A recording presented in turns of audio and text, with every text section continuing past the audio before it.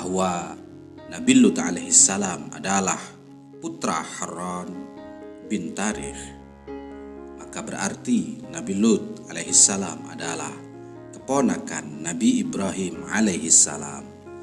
Imam Maqatil berkata, Nabi Lut alaihissalam disebutkan di dalam Al-Quran sebanyak 17 kali. Beliau hijrah bersama Nabi Ibrahim alaihissalam menuju wilayah Syam dan melakukan khitan atau sunat bersama saat umur Nabi Lut alaihissalam 53 tahun dan Nabi Ibrahim alaihissalam berumur 80 tahun. Lalu kemudian di tengah jalan mereka berpisah. Nabi Ibrahim alaihissalam bermukim di Palestina dan Nabi Lut alaihissalam bermukim di Urdun atau Yordania, di salah satu desa bernama Sodom yang penduduknya penyembah berhala, suka melakukan perbuatan buruk atau tercela. Di dalam kitab Bada'i'uz Zuhur terangkan, para penduduk Sodom kebiasaan mereka adalah menimbun bahan makanan dan menjualnya kepada para penduduk yang lain di saat bahan makanan itu menjadi langka atau mahal. Dan itu dilakukan oleh sebagian orang saat ini. Orang-orang suka menimbun beras, BBM, makanan pokok dan lain-lain. Mereka semua sejatinya meniru penduduk Sodom karena merekalah penduduk Sodom yang pertama kali melakukannya. Para kaum dari wilayah lain rata-rata kalau mau belanja bahan makanan atau kebutuhan pokok, mereka membelinya di kota Sodom. Sebab Sodom adalah pusat perbelanjaan terbesar di zaman itu. Dan kebejatan atau keburukan para kaum Sodom itu tak lepas dari campur tangan iblis. Suatu ketika iblis la'anatullah alaih dengan menyerupai orang yang sudah tua datang kepada mereka dan berkata, "Wahai penduduk Sodom, aku adalah orang pintar yang selalu meneliti perkembangan zaman.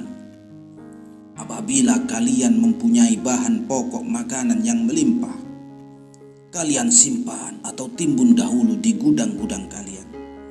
Sebab suatu saat nanti akan datang musim paceklik, suatu musim yang tak ada hujan sama sekali, suatu musim yang kebanyakan orang-orang gagal panen, makanan menjadi langka dan lain-lain. Dan di waktu itu, apabila ada masyarakat yang mau membeli makanan kepada kalian, jangan kalian menjualnya hingga kalian menyetubuhinya lewat belakang. Siapapun itu, apakah itu orang tua, anak-anak, lelaki atau perempuan, kalian harus menyetubuhinya lewat belakangnya. Kalau kalian melakukannya, maka kalian akan tambah makmur dan kaya raya."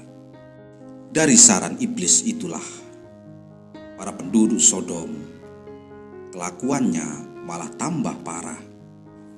Para kaum itu selalu duduk di pinggir jalan, dan apabila ada seorang musafir atau penduduk lain yang lewat di desa mereka, para kaum itu langsung menangkapnya dan memperkosanya ramai-ramai. Dan itu sudah menjadi ritual mereka, atau lama-kelamaan menjadi kegemaran atau hobi mereka, agar para kaum itu tambah kaya dan sejahtera. Itu pun mungkin hampir sama dengan suatu ritual pesugihan yang ada di wilayah Jawa, yaitu ritual bersetubuh dengan 7 lawan jenis yang berbeda agar tambah kaya. Dan semua itu hanyalah tipu daya iblis laknatullah alaih. Para sahabatku yang masih setia mengikuti channel kami, menurut Imam As-Sa'labi, sebagian penduduk bertempat tinggal di gunung dan sebagiannya lagi berada di dataran rendah. Dan si iblis membuat suatu cara agar mereka bisa berkumpul menjadi satu. Maka dibuatlah suatu acara pesta oleh iblis dengan menciptakan berbagai alat musik yang mengandung syahwat. Maka ketika para orang gunung mendengarkan musik-musik yang dinyanyikan oleh iblis dan koleganya, para penduduk gunung, mulai dari lelaki, wanita, yang tua ataupun yang muda, berduyun-duyun datang ke bawah hingga sampai tumpah ruah menjadi satu. Dan disitulah peran iblis mulai beraksi dengan mengajak mereka untuk melakukan pesta seks, LGBT, homoseksual dan lain-lain. Seperti dalam syair Arab, Syaghalal maradu bil badali wa adha niswatun nasi syagluhum bis sihaki kullu jinsin bi jinsihi qad takfi kum firaran min ma'syaril fusaki. Para lelaki saling bergantian setelah bersama para wanita, kemudian lelaki dengan lelaki, wanita dengan wanita. Mereka berhubungan bukan dengan lawan jenis, melainkan cukup dengan sejenis. Wahai orang-orang mukmin, larilah dari mereka, perkumpulan orang-orang yang fasik. Dan di saat kelakuan mereka tambah parah dan buruk, Allah Subhanahu wa Ta'ala mengutus Nabi Lut alaihissalam untuk melarang perbuatan mungkar mereka dan mengajak untuk menyembah Allah Subhanahu wa Ta'ala. Firman Allah, وَلُوطًا إِذْ قَالَ لِقَوْمِهِ إِنَّكُمْ لَتَأْتُونَ الْفَاحِشَةَ مَا سَبَقَكُمْ بِهَا مِنْ أَحَدٍ مِنَ الْعَالَمِينَ.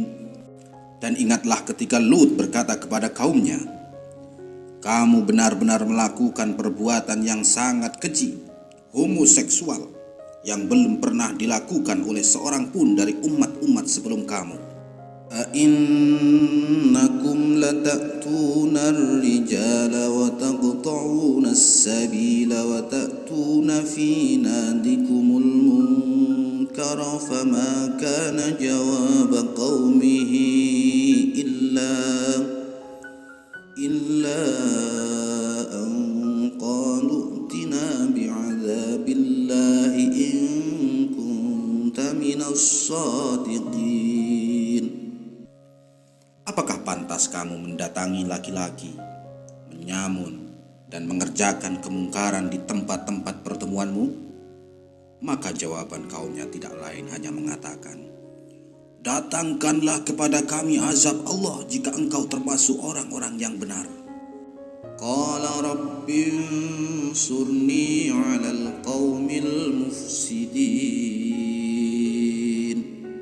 Dia Nabi Lut alaihissalam berdoa, ya Tuhanku, tolonglah aku dengan menimpakan azab atas golongan yang berbuat kerusakan itu.